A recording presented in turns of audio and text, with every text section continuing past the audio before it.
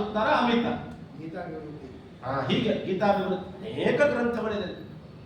ಪೂರ್ವೋತ್ತರಾಮಿತ ತರಂಗಗಳು, ಇಂಥ ತರಂಗಗಳು ಅನೇಕ ಇದೆ.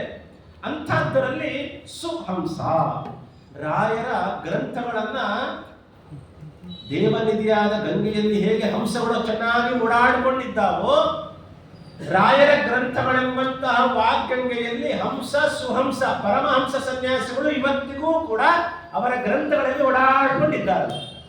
ಸುಹಂಸ ಅಂದ್ರೆ ನಮ್ಮಲ್ಲಿ ಪರಮಹಂಸ. ನಿನ್ನೆ ಸುಹಂಸ ಅಂದ್ರೆ ಯಾವ್ದು ಹೇಳಿದೆ? ರಾಜಹಂಸ. ಹಂಸಗಳಲ್ಲಿ ಶ್ರೇಷ್ಠವಾದದ್ದು ರಾಜಹಂಸ. ಇಲ್ಲಿ ಹಂಸದ ಜೊತೆಗೆ ಸುಹಂಸ ಅಂದ್ರೆ ಯಾರು? ಹಂಸರು ಅಂದ್ರೆ ಸನ್ಯಾಸಿಗಳು, ಸುಹಂಸ ಅಂದ್ರೆ ಪರಮಹಂಸ ಸನ್ಯಾಸಿಗಳು. ಪೀಠಾಧಿಪತಿಗಳು ಯಾವುದೇ ಮಠದ ಪೀಠಾಧಿಪತಿಗಳಾಗಿದ್ರೂ ಕೂಡ ರಾಯರ ಗ್ರಂಥಗಳಲ್ಲಿ ಸುತ್ತಾಡಲೇಬೇಕಾಗುತ್ತೆ. ಅಷ್ಟು ಅದ್ಭುತವಾದಂತಹ ವಿಚಾರಗಳು ಒಳಗೊಂಡಂತಹದ್ದು ರಾಯರ ಗ್ರಂಥ. ಸುಹಂಸ ದೇವಾದಿ ಸೇವಿತ ಪರಾಂಗ್ರಿ ಪಯೋಜ ಲಗ್ನ. ದೇವಾದಿ ಸೇವಿತ ಪರಾಂಗ್ರಿ ಪಯೋಜ ಲಗ್ನ. ರಾಯರ ವಾಗ್ಗಂಗೆ ಹೇಗಿರುತ್ತೆ ಅಂತ ಹೇಳಿದ್ರೆ, ಅವರ ಎಲ್ಲ ಗ್ರಂಥಗಳು ಹೋಗಿ ಭಗವಂತನಲ್ಲೇ ಲಗ್ನವಾಗುತ್ತೆ. ಭಗವಂತನಲ್ಲೇ ಲಗ್ನವಾಗುತ್ತೆ. ಎಷ್ಟೇ ಜನ ದೇವತೆಗಳು, ಎಲ್ಲ ದೇವತೆಗಳು ಹೋಗಿ ಪರಾಂಗ್ರೆ ಪಯೋಜ, ಎಲ್ಲರೂ ಹೋಗಿ ಭಗವಂತನ ಪಾದ ಕಮಲಗಳನ್ನೇ ಹೇಗೆ ಆಶ್ರಯ ಮಾಡ್ತಾರೋ ಎಲ್ಲ ದೇವತೆಗಳು, ಹಾಗೆ ಎಲ್ಲ ಗ್ರಂಥಗಳ ಮೂಲಭೂತವಾದ ಉದ್ದೇಶ ಏನು? ಭಗವಂತನ ಸರ್ವೋತ್ತಮತ್ವ, ದೋಷ ದೂರತ್ವ, ಪರಿಪೂರ್ಣತ್ವದ ಪ್ರತಿಪಾದನೆಯಾಗಿ ಕಡೆ ಭಗವಂತನಲ್ಲೇ ಹೋಗಿ ಸೇರುತ್ತದೆ. ಭಗವಂತನಿಗೋಸ್ಕರ ಮಾತ್ರ ಗ್ರಂಥ ರಚನೆ. ಅದರೊಳಗೆ ಲಗ್ನವಾಗುತ್ತದೆ. ಅವರು ಯಾವುದೇ ಮಾತುಗಳನ್ನು ತಗೊಂಡ್ರಿ, ಅದರ ಕಡೆಯದಾಗಿ ಮೂಲ ಉದ್ದೇಶ ಭಗವಂತನಲ್ಲಿ ಪರಿವಸನವಾಗುತ್ತೆ. ಇದು ರಾಯರ ಗ್ರಂಥಗಳ ವೈಶಿಷ್ಟ್ಯತೆ. ನಾವು ನೀವು ಏನೋ ಶುರು ಮಾಡಬೇಕು ಅಂತೇನೋ ಬರೀಲಿಕ್ಕೆ ಹೋಗಿರ್ತೀವಿ, ಏನ್ ಬರಿಬೇಕು ಅನ್ನೋದು ಮರ್ತ ಹೋಗಿರೋದು ಮಧ್ಯದಲ್ಲೇ. ಕಡೆಗೆ ನಾವು ಏನ್ ಅಂದ್ಕೊಂಡಿದೀವಿ ಅನ್ನೋದು ಅದನ್ನು ಸಿದ್ಧವಾಗಿರೋದಿಲ್ಲ. ಎಲ್ಲೋ ಶುರು ಮಾಡಿದ್ವಿ, ಎಲ್ಲೋ ಹೊತ್ತಕೊಂಡು ನಿಲ್ಲಿಸ್ಬಿಟ್ಟಿವಿ. ಇದು ನಮ್ಮ ಕವಿತ್ವ ಪ್ರೌಢಿಮೆ. ಆದರೆ ರಾಯರ ಜ್ಞಾನ, ಅವರು ಒಂದು ಸತಿ ಬರೋದ ಮೇಲೆ ಅಗ್ನಿ ತತ್ವ ಅದನ್ನು ಅಳಿಸ್ತಾ ಇರಲಿ. ಉತ್ತಮನೋ ಭಕ್ತಿ ಭೂಜ ಅಂತ ಹೇಳ್ತಾರೆ ಗುರುಗಳ ಸ್ತವನದಲ್ಲಿ. ಒಂದು ಸತಿ ಹೇಳಿದ್ಮೇಲೆ ಮುಗಿದಿತ್ತು. ರಬ್ಬರ್ ತಗೊಂಡೆ, ಅಳಿಸ್ದೆ, ಮತ್ತೆ ಸರಿ ಮಾಡಿದೆ, ಪ್ರಶ್ನೆನೇ ಇಲ್ಲ. ಅಂಥ ಮಾತುಗಳು, ಇಂಥ ಸಾವಿರಾರು ಮಾತುಗಳು ಕಡೆಯಲ್ಲಿ ಹೋಗಿ ಎಲ್ಲಿ ಸೇರ್ತಿತ್ತು? ಭಗವಂತನ ಪಾದದಲ್ಲೇ ಸೇರ್ತಾ ಇತ್ತು. ರಾಯರು ಹಾಗೆ ಇಟ್ಕೊಂಡಿದ್ರು. ನಮಗೋಸ್ಕರ ಅಂದ್ರೆ ಅಭಿಪ್ರಾಯ ಏನೇ ಮಾಡಿದ್ರು ಕೂಡ ವಿಷ್ಣು ಪ್ರೀತ್ಯರ್ಥವಾಗಿ ಮಾಡ್ತಿದ್ದ ಮಹಾನುಭಾವರು. ಅವರು ವೀಣಾ ಪಂಡಿತರು ಅಂತ ನಮಗೆಲ್ಲ ತಿಳಿದ ವಿಚಾರ ಅಲ್ವಾ? ಅವರು ಎಂಥ ಬರೀ ವೀಣಾ ವಾದನ ಮಾಡ್ತಾ ಇದ್ರು ಅಂದ್ರೆ, ಒಮ್ಮೆ ತಂಜಾವೂರಿನಲ್ಲಿ ಭಗವಂತನ ಮುಂದೆ ವೀಣಾ ವಾದನ ಮಾಡ್ತಾ ಇದ್ರಂತೆ. ಆ ಊರಿನ ದೊರೆ ಮಹಾರಾಜರು ಅಲ್ಲಿ ಬರ್ತಾರಂತೆ. ಬರ್ಬೇಕಾದ ಒಂದು ನಿಮಿಷ ಹಾಗೇ ನಿಂತು ಬಿಡ್ತಾರೆ. ಯಾಕಕ್ಕೆ ಅಂದ್ರೆ ವೆಂಕಟನಾಥಾಚಾರ್ಯರು ವೀಣಾ ವಾದನ ಮಾಡ್ತಾ ಇದ್ದಾರೆ. ಅದನ್ನ ನೋಡಿ ಮೈ ಮರೆತು, ಮೈ ರೋಮಾಂಚನ ಅಲ್ಲೇ ನಿಂತು ಬಿಟ್ರಂತೆ. ನಿಂತು ಹೋಗಿ ಯಾರು ನುಡಿಸ್ತಾ ಇರೋದು? ವೆಂಕಟನಾಥಾಚಾರ್ಯರು. ಹೋಗಿ ರಾಜರೇ ಹೋಗಿ ವೆಂಕಟನಾಥಾಚಾರ್ಯರ ಹತ್ರ ಹೋಗ್ತಾರಂತೆ. ಎಂಥ ಅದ್ಭುತವಾದಂತಹ ಕಲೆ ನಿಮ್ಮಲ್ಲಿ! ಇದನ್ನು ಕೇಳ್ತಾ ಇದ್ರೆ ಮೈ ಮರೆತು ಹೋಗ್ಬಿಟ್ಟಿದೆ ನಾನು. ಎಂಥ ಚೆನ್ನಾಗಿ ನುಡಿಸ್ತೀರಾ, ನಿಮ್ಗೊಂದು ಒಳ್ಳೆ ಅವಕಾಶ ಕೊಡ್ತೀನಿ. ನಾಳೆ ನಂದು ರಾಜನ ದರ್ಬಾರ್ ನಡೀತಾ ಇದೆ, ಆ ದರ್ಬಾರಲ್ಲಿ ಬಂದು ನೀವು ವೀಣಾವಾದನ ಮಾಡಬೇಕು ಅಂತ ಹೇಳ್ತಾರಂತೆ. ನಮಗೇನಾದ್ರೂ ಇಂಥ ಆಫರ್ ಬಂದಿದ್ರೆ ಏನ್ ಹೇಳ್ತೀವಿ? ಅದನ್ನ ಸ್ಟೇಟಸ್ ಹಾಕೋದೇನು, ವಾಟ್ಸಪ್ ಮೆಸೇಜ್ ಮಾಡೋದೇನು, ಹಾಗೆ ಮಾಡೋದೇನು, ಪೇಪರ್ಗೆ ಹಾಕ್ಸೋದೇನು, ಎಂಥ ಗೌರವ ನೋಡ್ರಿ ನನಗೆ, ಹಾಗೆ ಹೀಗೆ ಮಹಾರಾಜರು ಕರೆದಿದ್ದಾರೆ ಅಂತ ಹೇಳಿ ಪ್ರಚಾರ ಮಾಡಿ ಹೋಗ್ತಿದ್ವೋ ಬಿಡ್ತಿದ್ವೋ. ಅಂತೂ ಪ್ರಚಾರ ಅಂತೂ ಚೆನ್ನಾಗಿ ಮಾಡಿ, ಅಥವಾ ಹೋಗಿ ಅವ್ರು ಏನ್ ಕೊಡ್ತಾರೋ ಬಿರುದುಗಳು. ಆಗಿನ ಕಾಲದಲ್ಲೆಲ್ಲ ಜ್ಞಾನಿಗಳು ಹೋದ್ರೆ ಅವ್ರಿಗೆ ಬಿರುದು ಮತ್ತೆ ಸಂಪತ್ತಿಂದ ಕಳಿಸ್ತಾನೆ ಇಲ್ಲ ಮಹಾರಾಜರು. ಇಷ್ಟೆಲ್ಲ ಪಡ್ಕೊಳ್ಬಹುದಾಗಿತ್ತು. ಯೋಚನೆ ಮಾಡಿದ್ರೆ ವೆಂಕಟನಾಥಾಚಾರ್ಯರು ಅವರು ಅವರ ಇತಿಹಾಸ ನಾವು ಕೇಳಬೇಕಾದಾಗ ಪೂರ್ವಾಶ್ರಮದಲ್ಲಿ ಎಷ್ಟು ಬಡತನ ಅಂತ ನಾವೆಲ್ಲ ಕೇಳಿದೀವಿ ಕಥೆಗಳಲ್ವಾ. ನಮ್ಮ ಪ್ರಕಾರ, ಅವ್ರ ಪ್ರಕಾರ ಏನಲ್ಲ, ಆದ್ರೂ ಅವ್ರು ಇಟ್ಕೊಂಡ್ರಿ ಇಂಥ ಬಡತನ. ರಾಜ ಕರೆದಾಗ ಅವರು ಹೋಗಿದ್ರೆ ಎಷ್ಟು ಸಂಪತ್ತು ಸಿಗ್ಬಹುದಾಗಿತ್ತು ಅಲ್ವಾ, ಎಷ್ಟು ಬಿರುದುಗಳು ಅವ್ರಿಗೆ ಬರ್ಬೋದಾಗಿತ್ತು ವೀಣಾವಾದನದಲ್ಲಿ. ರಾಯರು ನಯವಾಗಿ ಸೂಕ್ಷ್ಮವಾಗಿ ಅವರ ಮಾತನ್ನ ಹಿಂದೆ ಸರಿಸ್ಬಿಟ್ಟು ಹೇಳ್ತಾರೆ. ನನ್ನ ಏನೇ ಒಂದು ಅದು ಲೌಕಿಕ ವೈದಿಕ ಭೇದ ಭಿನ್ನ ವರ್ಣಾತ್ಮಕ ಧ್ವನ್ಯಾತ್ಮಕ ಅವರೇ ಹೇಳ್ತಿದ್ದಾರೆ. ನನ್ನ ಬಾಯಿಂದ ಬರುವ ಅಕ್ಷರಗಳಾಗಿರಬಹುದು, ನನ್ನ ವೀಣೆಯಲ್ಲಿ ಬರುವಂತಹ ಧ್ವನಿಯಾಗಿರ್ಬೋದು, ರಾಗವಾಗಿರ್ಬೋದು, ಎಲ್ಲವೂ ಕೂಡ ಅದು ಕೇವಲ ದೇವಾದಿ ಸೇವಿತ ಪರಾಂಗ್ರಿ ಪಯೋಜ ಲಗ್ನ. ಅದು ಭಗವಂತನಿಗೆ ಮಾತ್ರ ಮೀಸಲು. ನಾನು ಬರೋದಿಲ್ಲ, ನಾನು ಭಗವಂತನ ಮುಂದೆ ಮಾತ್ರ ನುಡಿಸ್ತೀನಿ ಅಂತ ಹೇಳಿ ಅವರ ವೀಣಾವಾದನವೆಂಬಂತ ಅಂದ್ರೆ ಶಾಸ್ತ್ರದ ವಿಚಾರದಲ್ಲಿ ನೋಡಿದಾಗ ಅದರ ನಂತರದ ಸ್ಥಾನದಲ್ಲಿ ಬರುವ ವಿದ್ಯೆಯನ್ನೂ ಕೂಡ ಅವರು ಭಗವಂತನಿಗೋಸ್ಕರನೇ ಮೀಸಲಾಗಿಟ್ಟ ಮಹಾನ್. ಅವರ ಮಾತು, ಅವರ ಉಸಿರು, ಅವರ ಧ್ವನಿಯಲ್ಲಿ ಬರುವ ರಾಗ ಪ್ರತಿ ಒಂದು ದೇವಾದಿ ಸೇವಿತ ಪರಾಂಗ್ರೆ ಪ್ರಯೋಜನ. ಇದು ರಾಯರ ವಾಗ್ಗಂಗೆಯ ಮಹತ್ವ. ಇನ್ನ ಇವರ ವಾಗ್ಗಂಗೆಯಲ್ಲಿ ಇನ್ನೇನಿತ್ತು ಅಂತ ಕೇಳಿದ್ರೆ, ನಿನ್ನೆ ದಿವಸ ಮಾಮೂಲಿ ಗಂಗೆ ಪ್ರಸಿದ್ಧವಾದ ಗಂಗೆಯಲ್ಲಿ ಏನಂತ ಹೇಳಿದ್ವಿ ನಾವು, ನಕ್ರಗಣೈಹಿ ಸಮೇತ ದುರ್ವಾದ್ಯಜ ಪತಿಗಿಲೈಹಿ. ಮೊಸಳೆಗಳು ಬೇಕಾದಷ್ಟು ಮೊಸಳೆಗಳನ್ನು ನುಂಗು ಹಾಕುವಂತಹ ಅಜಾಪತಿಗಳಾದಂತಹ ಗಂಡು ಮೇಕೆಗಳನ್ನು ನುಂಗು ಹಾಕುವಂತಹ ತಿಮಿಂಗಿಲಗಳಿಂದ ಕೂಡಿದಂತಹ ಗಂಗಾ ನದಿ ಅಂತ ನಾವೇನ್ ಹೇಳಿದ್ವಿ. ಯಾಕಿರ್ತಾವ ಇವೆಲ್ಲ? ತನ್ನ ಸಂರಕ್ಷಣೆಗೋಸ್ಕರ ಇಟ್ಕೊಂಡಿರ್ತಾವ ನದಿಗಳು. ಹೇಗೋ ಹಾಗೆ ರಾಯರ ವಾಗ್ಗಂಗೆಯಲ್ಲಿ ಏನೇನಿದೆ, ಎಂತೆಂಥ ನಕ್ರಗಳು ಎಂತೆಂಥ ಅಜಾಪತಿಗಳಿದೆ ಅಂತ ಕೇಳಿದ್ರೆ, ನಕ್ರಗಳಿದೆ ಅಂತ ಕೇಳಿದ್ರೆ ಜೀವೇಶ ಭೇದ, ಗುಣಪೂರ್ತಿ, ಜಗಸ್ಸು ಸತ್ವ, ನೀಚೋಚ್ಚ ಭಾವ ಮುಖ, ನಕ್ರಗಳೈಹಿ ಸಮೇತ. ಮಂತ್ರಾಲಯ ಪ್ರಭುಗಳು ತಾವು ರಚನೆ ಮಾಡಿದ ಗ್ರಂಥಗಳಲ್ಲಿ ಎಂತೆಂಥ ಮೊಸಳೆಗಳಿದೆ ಅಂತಂದ್ರೆ, ಅಜಾಪತಿಗಳನ್ನು ತಿಂದು ಹಾಕುವಂತಹ ಮೊಸಳೆಗಳು. ಇಂಥ ಮೊಸಳೆಗಳು ಅಂತ ಕೇಳಿದ್ರೆ ಜೀವೇಶ ಭೇದ. ರಾಯರ ಗ್ರಂಥಗಳಲ್ಲಿ ಪ್ರಧಾನವಾಗಿ ಏನನ್ನ ನಿರೂಪಣೆ ಮಾಡ್ತಾ ಇದ್ದಾರೆ? ಜೀವೇಶ ಭೇದ ಅಂದ್ರೆ ಜೀವ ಭೇದ, ಜೀವ ಜಡ ಭೇದ, ಜಡ ಭೇದ, ಜಡ ಪರಮಾತ್ಮ ಭೇದ, ಜೀವ ಪರಮಾತ್ಮ ಭೇದ ಅಂತ ಎಲ್ಲ ಹೇಳ್ತೀವಲ್ಲ ನಾವು.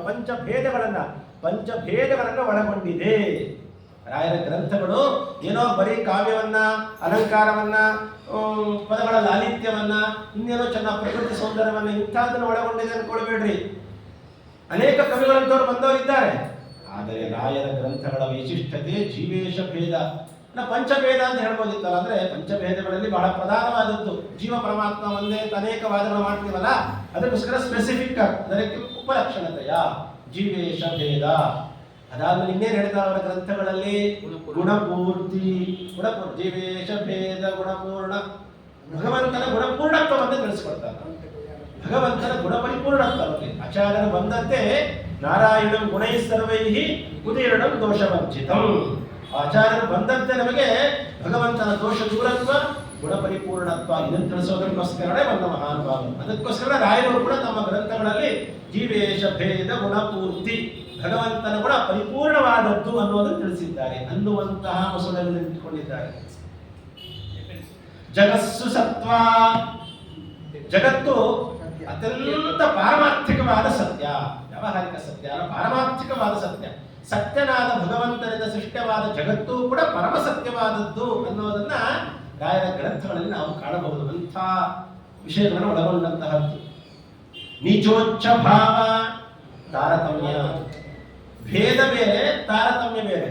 ಜೀವ ಭೇದ, ಈಶ ಭೇದಗಳು ಬೇರೆ, ತಾರತಮ್ಯ ಬೇರೆ. ಇನ್ಯಾವ ವಾದಿಗಳಲ್ಲೂ ಕೂಡ ತಿಳಿಸದಂತಹ ಅತ್ಯದ್ಭುತವಾದಂತಹ ಪ್ರಮೇಯ, ಅತ್ಯದ್ಭುತವಾದ ವಿಚಾರ ಶ್ರೀಮದ್ ಆನಂದ ತೀರ್ಥ ಭಗವತ್ಪಾದಾಚಾರ್ಯರು ವೇದ ಪ್ರಸಿದ್ಧವಾದ ವಿಚಾರ ತಾರತಮ್ಯ ಅನ್ನುವಂಥ ವಿಚಾರವನ್ನು ಅದ್ಭುತವಾಗಿ ನಮಗೆ ಅನುವ್ಯಾಖ್ಯಾನದ ಗ್ರಂಥದಲ್ಲಿ ತಿಳಿಸಿಕೊಟ್ಟಿದ್ದಾರೆ. ನೀಚೋಚ್ಚ ಭಾವ. ಯಾರು ಉತ್ತಮರು, ಯಾರು ಅಧಮರು, ಅವರಿಗಿಂತಲೂ ಅವರನ್ನು ಯಾರು ಅಂತ ಹೇಳಿ ಸರ್ವೋತ್ತಮನಾದ ಭಗವಂತ ಮೊದಲನೆಯವನು, ಅದಾದ್ಮೇಲೆ ಮಹಾಲಕ್ಷ್ಮೀ ದೇವಿಯರು, ಅದಾದ್ಮೇಲೆ ಬ್ರಹ್ಮವಾಯುಗಳು, ಅದಾದ್ಮೇಲೆ ಸರಸ್ವತಿ ಭಾರತೀಯರು, ಅದಾದ್ಮೇಲೆ ಗರುಡಶೇಷ ರುದ್ರಾದಿಗಳು, ಹೀಗೆ ತಿಳಿಸಿಕೊಡ್ತಾ ಹೋಗ್ತಾರೆ. ನೀಚೋಚ್ಚ ಭಾವ ಇದು ಕೇವಲ ಈ ಸಂಸಾರ ಅವಸ್ಥೆಯಲ್ಲಿ ಮಾತ್ರ ಅನ್ಕೊಳ್ಬೇಡ್ರಿ.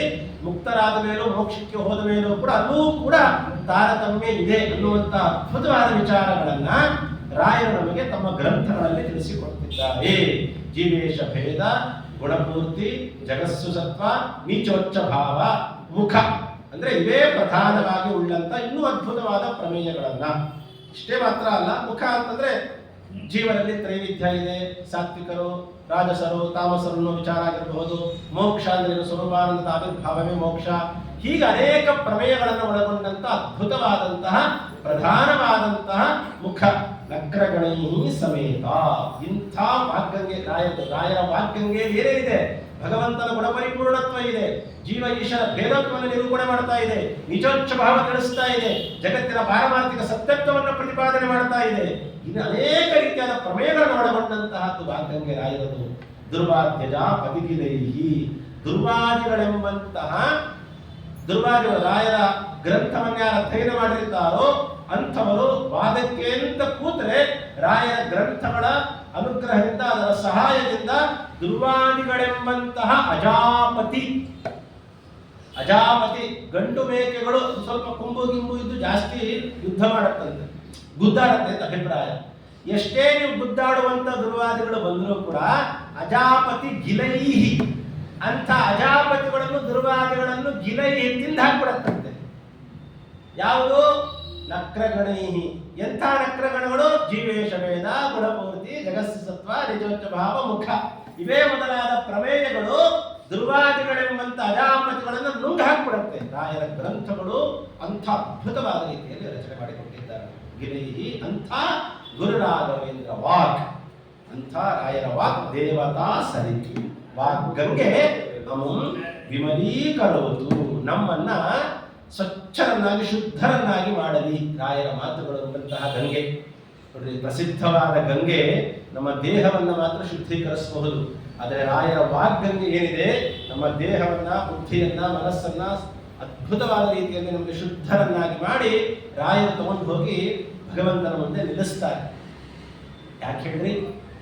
ಯಾವಾಗಲೂ ಕೂಡ ಮಕ್ಕಳು ತುಂಬಾ ಗಲೀಜಾಗಿದ್ರೆ ಅಪ್ಪಂದ್ರು ಹೋಗ್ ಅಮ್ಮ ಹತ್ರ ಸ್ವಚ್ಛ ಮಾಡಿಸ್ಕೊಂಬ, ಆಮೇಲೆ ಎತ್ಕೊಂತೀರಿ. ಕನ್ಯಾರು ಮೂರನೇ ವ್ಯಕ್ತಿ. ಆದರೆ ತಾಯಿ ಹಾಗೆ ಮಾಡಲ್ಲ. ಎಷ್ಟೇ ಗಲೀಜಾಗಿರಲಿ ಮಕ್ಕಳು ಅದನ್ನು ತಗೊಂಡು ಹೋಗಿ ಅದನ್ನು ಸ್ವಚ್ಛ ಮಾಡಿ, ಸ್ನಾನ ಮಾಡಿಸಿ, ಅದಕ್ಕೆ ಏನೇನು ಬೇಕು ಎಲ್ಲ ರೆಡಿ ಮಾಡಿ ಅವಾಗ ಕರ್ಕೊಂಡು ಬಂದು ಅಪ್ಪನ ಮುಂದೆ ಇನ್ನೊಬ್ಬರು ಮುಂದೆ ನಿಲ್ಲಿಸಿದ್ರೆ ಅವ್ರು ಅವಾಗ ಎತ್ಕೊಳ್ಳೋದು, ಮುದ್ದಾಡೋದು ಎಲ್ಲ ಮಾಡ್ತಾರೆ. ಅಂದ್ರೆ ಶುದ್ಧೀಕರಿಸುವ ಕೆಲಸ ಯಾರು ಮಾಡ್ತಾರೆ? ಯಾವಾಗಲೂ ಹೆಚ್ಚಾಗಿ ತಾಯಿಯಂದ್ರು ಮಾಡ್ತಾರಲ್ವಾ. ಅದಕ್ಕೆ ನಮ್ಮಲ್ಲಿ ಭಗವಂತ ತಂದೆ ಅಂತೆ, ಗುರುಗಳು ತಾಯಿ ಅಂತೆ.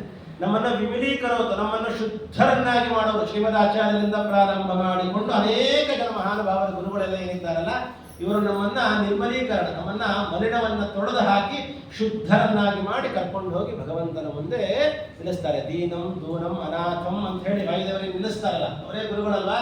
ಹಾಗಾಗಿ ಅವರ ಪರಂಪರೆಯಲ್ಲಿ ಬಂದ ಮಹಾನುಭಾವರು ನಮ್ಮನ್ನ ವಿಮಲೀಕರು, ಶುದ್ಧರನ್ನಾಗಿ ಮಾಡ್ತಾರೆ. ನೋಡಿ, ರಾಯರ ವಾಗ್ಗಂಗೆಯನ್ನ ಮೊದಲ 2 ಶ್ಲೋಕಗಳಲ್ಲಿ ಅದ್ಭುತವಾಗಿ ನಮಗೆ ಚಿಂತನೆ ಮಾಡಿಕೊಟ್ಟಿದ್ದಾರೆ. ಇದರ ಇನ್ನೊಂದು ಸಂದೇಶ ಏನಂದ್ರೆ, ರಾಯರನ್ನ ಜ್ಞಾನದೊಂದಿಗೆ ನೋಡುವ ಪ್ರಯತ್ನವನ್ನ ಮಾಡಿ ಅನ್ನೋದನ್ನ ಪ್ರಾರಂಭದಲ್ಲಿ ನಮಗೆ ತಿಳಿಸ್ತಾ ಇದ್ದಾರೆ.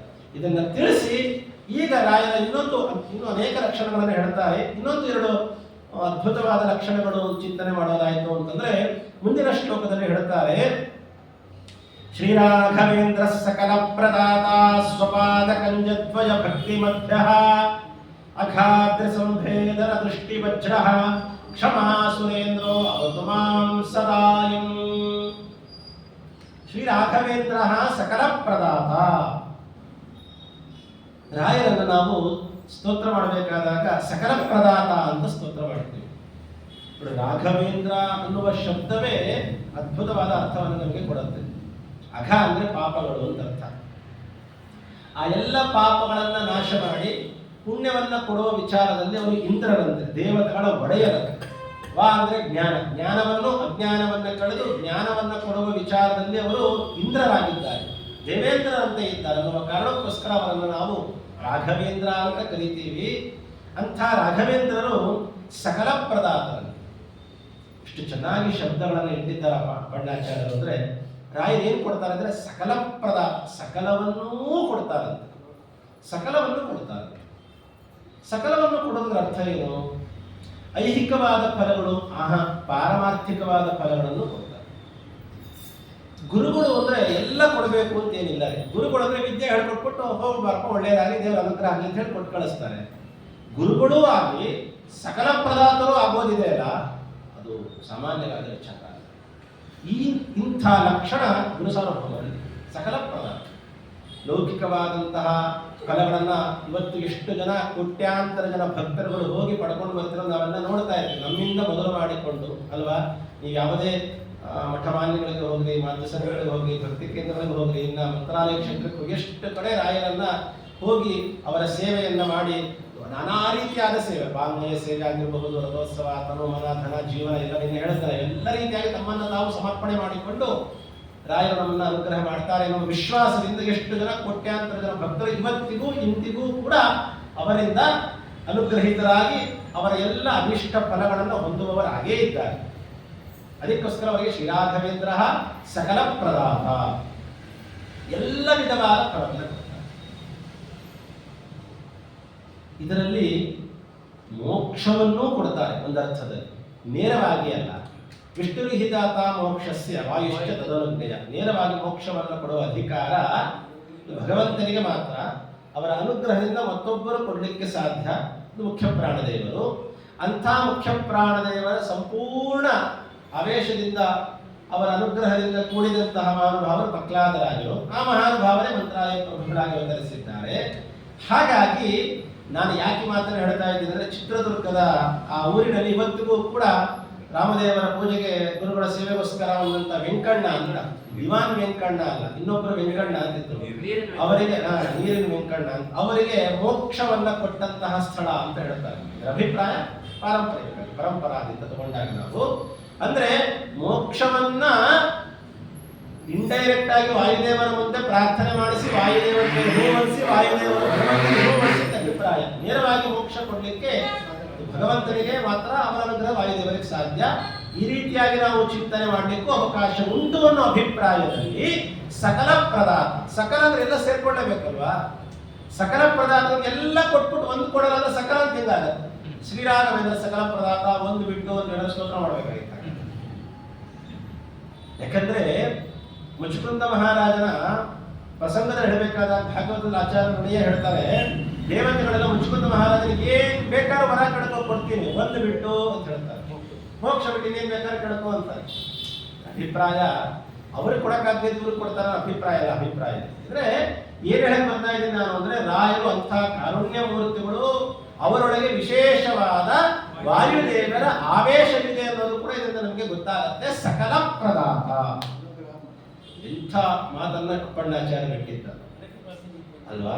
ಸಕಲ ಪ್ರದಾತ ಸುಮ್ಮನೆ ಕರೆಯಲ್ಲ ರಾಯರನ್ನ, ಮೋಕ್ಷನೇ ಕೊಡಿಸ್ತಾರೆ ಅಂದ್ರೆ ಇನ್ನೇನ್ ಬೇಕಾದ್ರೂ ಕೊಡ್ಬೋದ್ರಿ ಜಗತ್ತಲ್ಲಿ. ಅದನ್ನೆಲ್ಲ ಪಡ್ಕೊಂಡೋಗಿದ್ದಾರೆ, ಎಲ್ಲವನ್ನ ಪಡ್ಕೊಂಡೋಗಿದ್ದಾರೆ. ಅನ್ನ ಬೇಕಾ, ಸಂಪತ್ತು ಬೇಕಾ, ಏನು ಬೇಕು? ಬದುಕಿರೋರಿಗೆ ಅನ್ನ ಹಾಕ್ಬೋದಲ್ರಿ, ಪಿಶಾಚಿಗಳಿಗೂ ಅನ್ನ ಹಾಕ್ತಾರೆ. ಪರಮ ಪೂಜ್ಯ ಸುಷುಮೀಂದ್ರ ತೀರ್ಥ ಶ್ರೀಪಾದಂಗಳವರು ಅವರ ಕಾಲದಲ್ಲಿ ಪರಮ ಪೂಜ್ಯ ಸುವಿದ್ಯೇಂದ್ರ ತೀರ್ಥ ಶ್ರೀಪಾದಂಗಳವರು ಆ ವರ್ಷ ಮಂತ್ರಾಲಯದಲ್ಲಿ ಪೀಠಾಧಿಪತಿಗಳಾಗಿ ಇದ್ದ ಸಂದರ್ಭದಲ್ಲಿ ಸ್ವತಃ ಸ್ವಾಮಿಗಳೇ ಹೇಳಿದ್ದ ವಿಚಾರ. ಅವ್ರು ಹೇಳಬೇಕಾದಾಗ ನಾವು ನೋಡ್ತಿರ್ತೀವಿ, ಮೈ ಮೇಲೆ ಏನಾದ್ರು ಯಾರಿಗಾದ್ರೂ ಭೂತ ಪ್ರೇತ ಪಿಶಾಚಗಳ ಬಾಧೆಗಳಾಗ್ತಾ ಇತ್ತು ಅಂದ್ರೆ ರಾಯರ ಪಾದೋದಕದಿಂದ ಮಂತ್ರಾಕ್ಷತೆಯ ಫಲದಿಂದ ಅದನ್ನು ಹೋಗಲಾಡಿಸ್ತಾರೆ ಅಂತ ನಾವೆಲ್ಲ ಕೇಳ್ತಿರ್ತೀವಿ.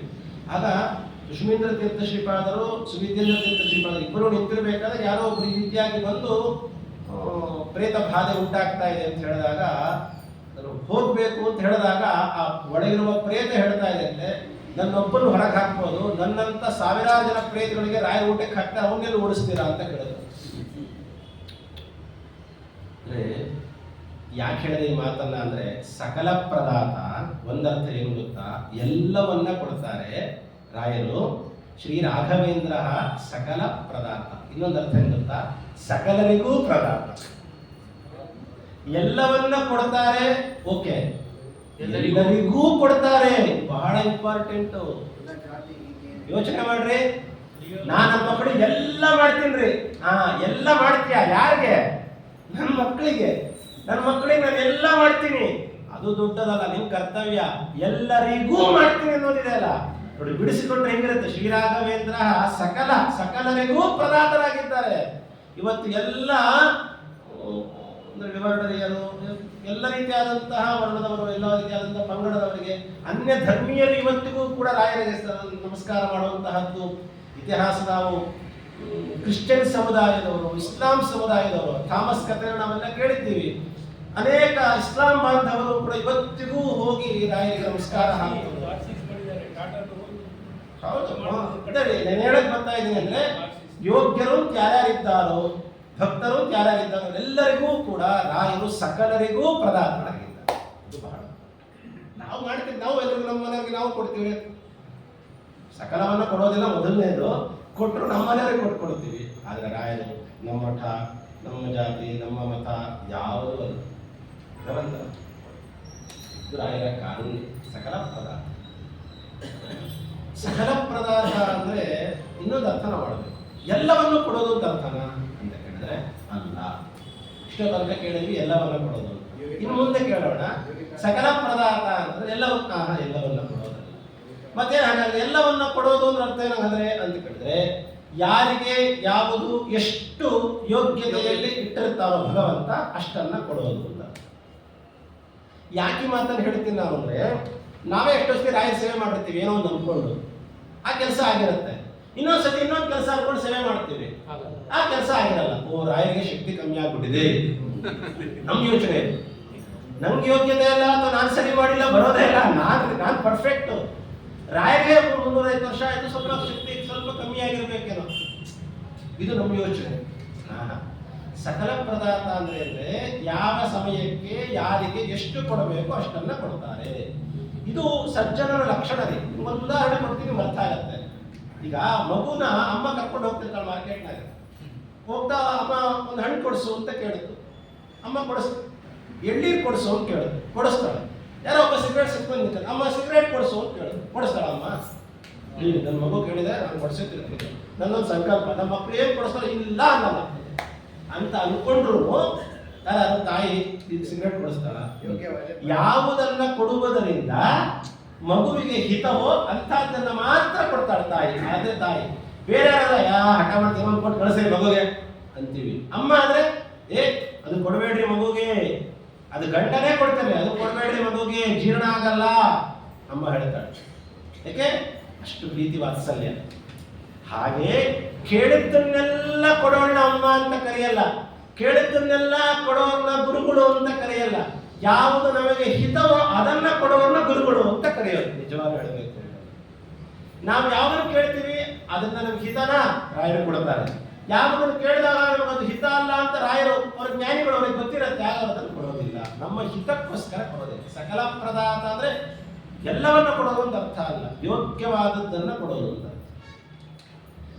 ಇನ್ನೊಂದು ರೀತಿ ಶ್ರೀರಾಘವೇಂದ್ರ ಸಕಲ ಪ್ರದಾತ, ಸರಿ, ಎಲ್ಲವನ್ನ ಕೊಡ್ತಾರೆ, ಎಲ್ಲರಿಗೂ ಕೊಡ್ತಾರೆ ಅಂತ ಏನ್ ಹೇಳಿದ್ವಲ್ಲ, ಈ ಎಲ್ಲರಿಗೂ ಅನ್ನೋದ್ರ ಕಡೆ ಒಂದು ಸಣ್ಣದೊಂದು ನಾವು ಕಲೆಕ್ಷನ್ ಮಾಡ್ಕೊಳ್ಬೇಕು. ಏನು ಅಂದ್ರೆ ಎಲ್ಲರಿಗೂ ಅಂದ್ರೆ ಯಾರಿಗೆ ಕೊಡ್ತಾರೆ ಅಂತ ಹೇಳಿದ್ರೆ, ಮುಂದೆ ಹೇಳ್ತಾರೆ ಸ್ವಪಾದಕಂಜದ್ವಯ ಭಕ್ತಿ ಮಧ್ಯ. ಸ್ವಪಾದಕಂಜದ್ವಯ ಭಕ್ತಿ ಮಧ್ಯ, ಯಾರು ತಮ್ಮ ಪಾದ ಕಮಲಗಳನ್ನ ಭಕ್ತಿಯಿಂದ ಸೇವೆ ಮಾಡ್ತಾರೋ, ಸ್ಮರಣೆ ಮಾಡ್ತಾರೋ, ಚಿಂತನೆ ಮಾಡ್ತಾರೋ ಅಂಥವರಿಗೆ ಶ್ರೀರಾಘವೇಂದ್ರ ಸಕಲ ಪ್ರದಾತ.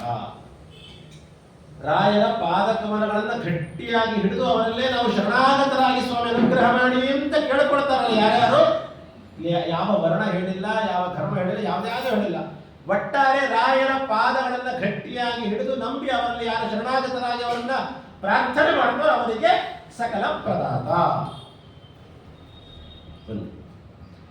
ರಾಯರಿಗೆ ಯಾವತ್ತಿಗೂ ಕೂಡ ಮೊದಲಾದ ಅನೇಕ ನಮ್ಮಲ್ಲಿ ಬಂದ ಅನೇಕ ಜ್ಞಾನಿಗಳಿಗೆ ಅವರನ್ನ ಸ್ತೋತ್ರ ಮಾಡೋದಕ್ಕಿಂತಲೂ ಸರ್ವೋತ್ತಮನಾದ ಭಗವಂತನ ವಾಯುದೇವರ ಸ್ತೋತ್ರ ಮಾಡುವವರಿಗೆ ಹೆಚ್ಚಿಗೆ ಅನುಗ್ರಹ ಮಾಡ್ತಾರೆ.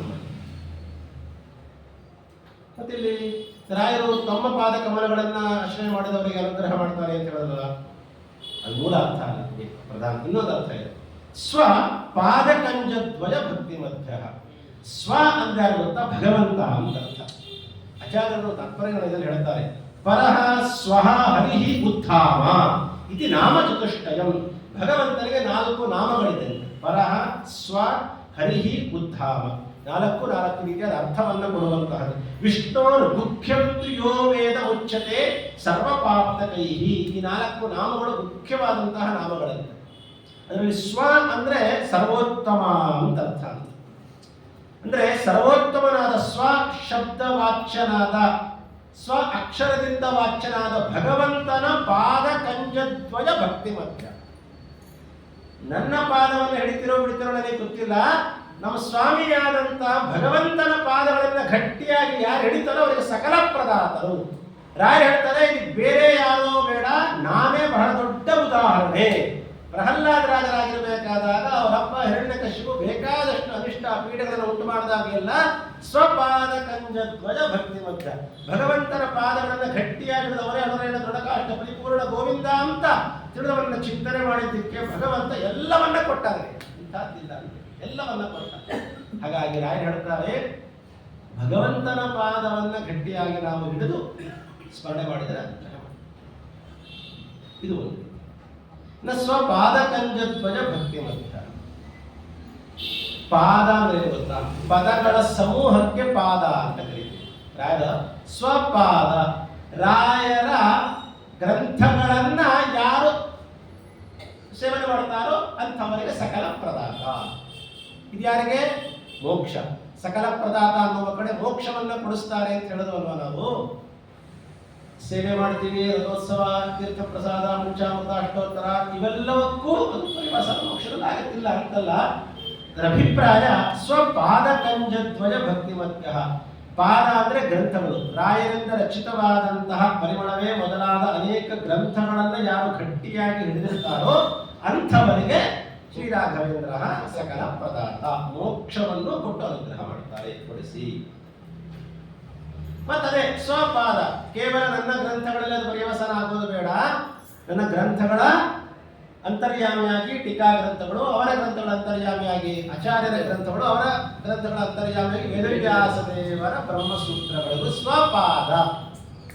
ವೇದವ್ಯಾಸ ದೇವರ ಗ್ರಂಥಗಳನ್ನು ಯಾರು ಅಧ್ಯಯನ ಮಾಡಿ ಅದನ್ನ ಗಟ್ಟಿಯಾಗಿ ಅದನ್ನು ವಿಶ್ವಾಸವನ್ನು ಇಟ್ಟು ಯಾರದನ್ನ ಚಿಂತನೆ ಮಾಡ್ತಾರೋ ಅಂಥವರಿಗೆ ಸಕಲ ಪ್ರದಾತ. ಅತ್ಯಂತ ಏನೂ ಬರದಂತಹ ಸಾಮಾನ್ಯರಿಗೂ ಅನುಗ್ರಹ ಮಾಡ್ತಾರೆ.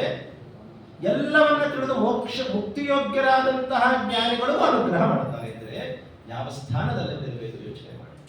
ನಮ್ಮಲ್ಲಿ ಡಿಪಾರ್ಟ್ಮೆಂಟ್ಗಳು ಇಂಥವ್ರಿಗಿಲ್ಲ ಹೋಗ್ರಿ, ಅಂಥವ್ರಿಗೆಲ್ಲ ಹೋಗ್ರಿ, ಇಂಥವ್ರಿಗೆಲ್ಲ ಹೋಗ್ರಿ. ಸಕಲ ಪ್ರದಾತ, ಸಕಲರಿಗೂ ಇದೆ ಅರ್ಥ. ಮೋಕ್ಷಕ್ಕೆ ಹೋಗ್ಬೇಕನ್ನೋರ್ಗೂ, ಮನೆ ಕಟ್ಟಬೇಕನ್ನೋರ್ಗೂ, ಮಕ್ಕಳು ಬೇಕನ್ನೋರ್ಗೂ, ಮದುವೆ ಮಾಡಕ್ ಹೋಗ್ಬೇಕನ್ನೋರ್ಗೂ ಎಲ್ಲರಿಗೂ ಒಂದೇ ಒಂದು ದಾರಿ ರಾಯ. ಇಷ್ಟು ಸುಲಭ ಮಾಡಿದ್ದಾರೆ ನೋಡಿ, ಯೋಚನೆ ಮಾಡಿ. ನಾವೊಂದು ಗೌರ್ಮೆಂಟ್ ಹಾಸ್ಪಿಟ್ಲಿಗೆ ಹೋದ್ರೆ ಮೂಗು ತೋರಿಸ್ಬೇಕು ಅಂದ್ರೆ ಎಲ್ಲೆಲ್ಲೆಲ್ಲೋ ಈ ಮೂಗ ಇಲ್ಲಿ ಹೋಗಿ ತೋರಿಸಿ, ಆ ಮೂಗಲ್ಲಿ ಈ ಕಡೆ ತೋರ್ತಾ ಈ ಕಡೆ ತೋರ್ತಾ ಅಲ್ಲಿ ಒಂದು ಹೋಗ್ರಿ, ಮೂಗು ನೋವು ಮೂಳೆ ನೋವ ಈ ಕಡೆ ಹೋಗ್ರಿ, 28 ಕಡೆ ಕಳಿಸ್ತಾರೆ ನಮ್ಮದು ಅಲ್ವಾ. ಕಣ್ಣು ನೋವು ಅಂದ್ರೆ ಒಂದ್ ಕಡೆ, ಮೂಗು ನೋವು ಅಂದ್ರೆ ಒಂದ್ ಕಡೆ. ಯಾರು ಹೇಳ್ತಾರೆ ಸಕಲ ಪ್ರದಾತ. ಏನೇ ಬೇಕು, ಯಾರಿಗೇ ಬೇಕು ಅಂದ್ರೂ ಒಂದೇ ಬಹಳ ದೊಡ್ಡದಾದಂತಹ ಸನ್ನಿಧಾನ ರಾಯರ ಸನ್ನಿಧಾನ. ಅದು ಸ್ವಪಾದ ಕಂಜಧ್ವಜ ಭಕ್ತಿ ಮಧ್ಯ. ಇನ್ನೊಂದು ಲಕ್ಷಣವನ್ನು ಹೇಳ್ತಾರೆ, ಅಘಾತ ಸಂಭೇದನ ದೃಷ್ಟಿ ವಜ್ರ ಕ್ಷಮಾ ಸುರೇಂದ್ರೋ ಅವತುಮಾಂ ಸದಾಯಂ. ನಮಗೇನೇ ಅನುಗ್ರಹ ಮಾಡಬೇಕು ಅಂತಿದ್ರೂ ಕೂಡ ಪುಣ್ಯ ನಮ್ಮಲ್ಲಿ ಫಲವಾಗಿ ಬರಬೇಕು ಅಂತಿದ್ರೆ ಮೊದಲು ನಮ್ಮಲ್ಲಿ ಪಾಪಗಳು ಪರಿಹಾರವಾಗಬೇಕು. ನಮ್ಮಲ್ಲಿ ಯಾವುದಾದ್ರೂ ಒಂದು ಕಾರ್ಯ ಆಗಬೇಕು ಅಂತಂದ್ರೆ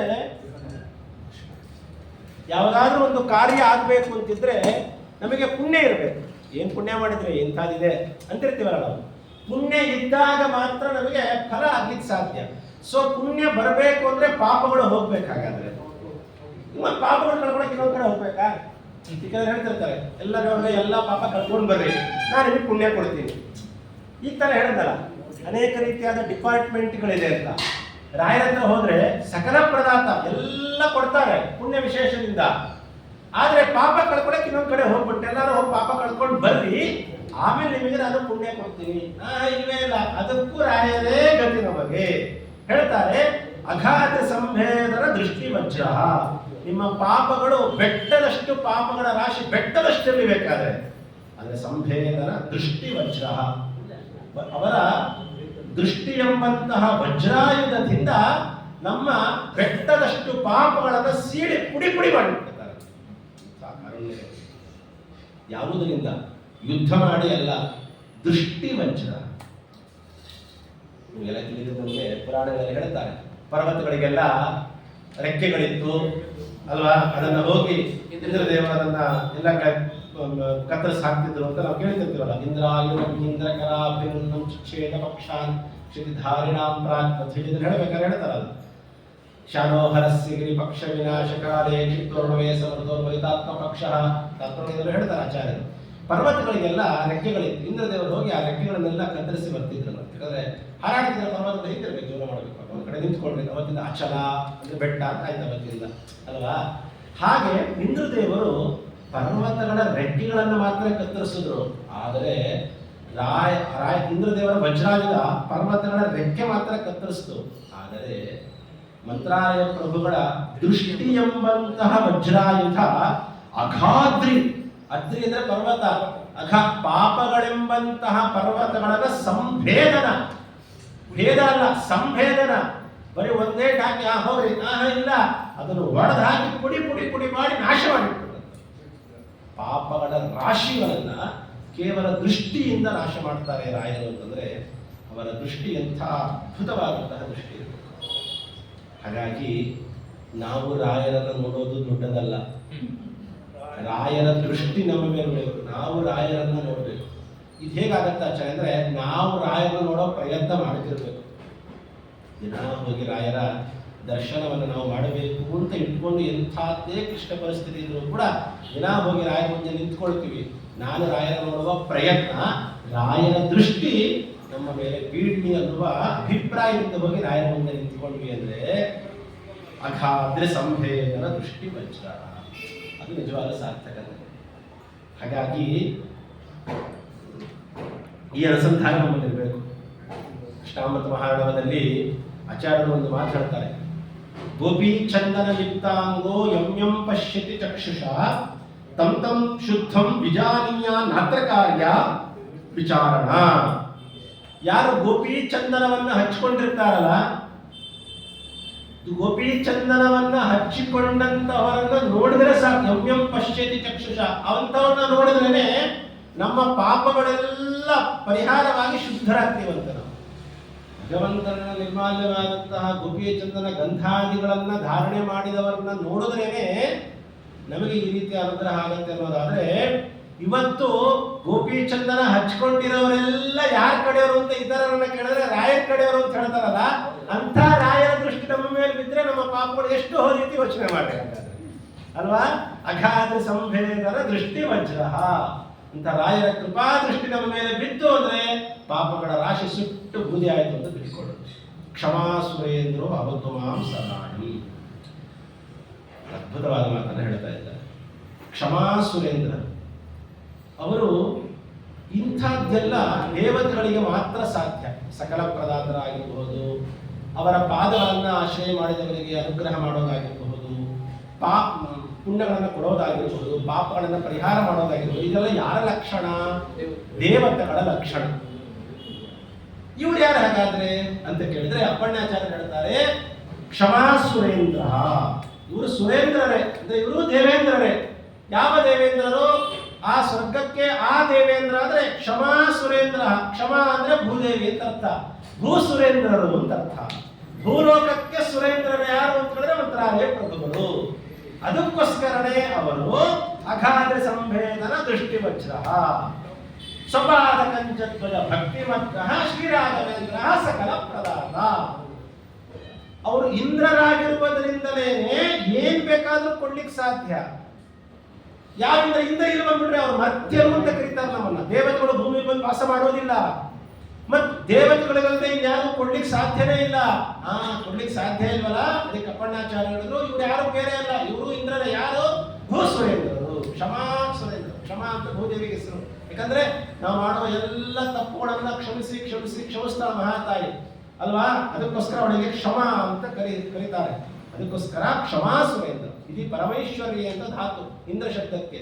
ಸುರೇಂದ್ರ ಇಂದ್ರರಾದ ಕಾರಣ ಕೊಡುವ ವಿಚಾರದಲ್ಲಿ ಇವರು ಸುರೇಂದ್ರರು ಅನ್ನುವ ಅಭಿಪ್ರಾಯದಿಂದ ಇವರನ್ನು ನಾವು ಇಂಥ ಮಂತ್ರಾಲಯ ಪ್ರಭುಗಳು ಅವತ್ತು ಮಾಂ ಸದಾ. ಇಂಥ ರಾಯರು ಯಾವಾಗಲೂ ಸದಾ ನಮ್ಮನ್ನ ಅವತ್ತು ಪಾಲಿಸಲಿ, ಸಂರಕ್ಷಣೆ ಮಾಡಲಿ ಅಂತ ಹೋಗಿ ರಾಯರ ಮುಂದೆ ನಿಂತು ಕೇಳ್ಕೊಳ್ಬೇಕು. ಸ್ವಾಮಿ, ಇಂಥವರು ಸಕಲ ಪ್ರದಾತರು, ಸಕಲರಿಗೂ ಪ್ರದಾತರು. ನಿಮ್ಮನ್ನು ಆಶ್ರಯ ಮಾಡಿದವರು, ನಿಮ್ಮ ಅಂತರ್ಯಾಮಿ ಭಗವಂತನನ್ನು ಆಶ್ರಯ ಮಾಡಿದವರಿಗೆ, ನಿಮ್ಮ ಗ್ರಂಥಗಳನ್ನು ಆಶ್ರಯ ಮಾಡಿದವರಿಗೆ ಅನುಗ್ರಹ ಮಾಡಿ ಅವರ ಪಾಪಗಳನ್ನು ಕಳೆದು ಹಾಕುವಂತಹ ನಿಮ್ಮ ದೃಷ್ಟಿ ನಮ್ಮ ಮೇಲೆ ಬಿದ್ದು ನಮ್ಮನ್ನ ಅನುಗ್ರಹ ಮಾಡಿ, ಸಂರಕ್ಷಣೆ ಮಾಡಿ ಅಂತ ವಾದಿಸಿದರು. ಅದಾದ ಶ್ರೀರಾಘವೇಂದ್ರೋ ಹರಿಪಾದ ಕಂಜನ ಸೇವಣಾಲಬ್ಧ ಸಮಸ್ತ ಸಂಪತೋ ದೇವಸ್ವಭಾವೋ ದಿವಿಜಗ್ರಮೋಯಂ ಇಷ್ಟಪ್ರದೋ ಮೇ ಸತತಂ ಸಭೂಯಾತ್. ಶ್ರೀರಾಘವೇಂದ್ರೋ ಹರಿಪಾದ ಕಂಜನ ಸೇವಣಾಲಬ್ಧ ಸಮಸ್ತ. ರಾಯನಿಗೆ ಇಷ್ಟೆಲ್ಲವನ್ನ ಕೊಡುವ ಸಾಮರ್ಥ್ಯ ಹೇಗೆ ಬಂತು? ಶ್ರೀರಾಘವೇಂದ್ರ ಸಕಲ ಪ್ರದಾತ ಅಂತ ನಾವೇನು ಹೇಳ್ತಾ ಇದ್ದೀವಲ್ಲ, ರಾಯರು ವೈರಾಗ್ಯ ಶಿಖಾಮಣಿಗಳು, ಸನ್ಯಾಸಿಗಳು, ಪರಮಹಂಸ ಸನ್ಯಾಸಿಗಳು. ಇನ್ನ ಅವರ ಪೂರ್ವಾಶ್ರಮದ ವಿಚಾರ ಅದೆಲ್ಲ ನಾವು ಕೇಳಿದ್ದೀವಿ. ಬಹಳ ಬಡತನದಲ್ಲಿ ಇದ್ದಂತಹವರು ಅಂತ ನಾವು ಕೇಳ್ತಿದ್ವಿ. ನಾವು ಅವರಿದ್ದ ಕಾಲದಲ್ಲಿ ಮಠದಲ್ಲಿ ಏನು ಸಂಪತ್ತುಗಳಿತ್ತು ನಾವೆಲ್ಲ ಕೇಳಿದ್ದೀವಿ, ನೋಡಿದ್ದೀವಿ.